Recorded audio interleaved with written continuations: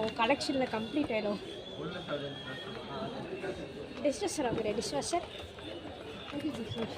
Everything is dishwasher. எவ்வளோ வாங்க போகிறீங்க? இது எவ்வளோ? 1 lakh. 27,000. ஆஹா 27,000.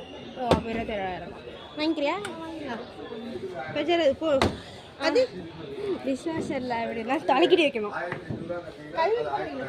ஆமாம் இதில் ரேட் வேஜில் வித்தியாசம் சொல்கிறீங்களா? இது 19,000 18,700. அதான் ஃபினான்ஸ் போடுறாங்க.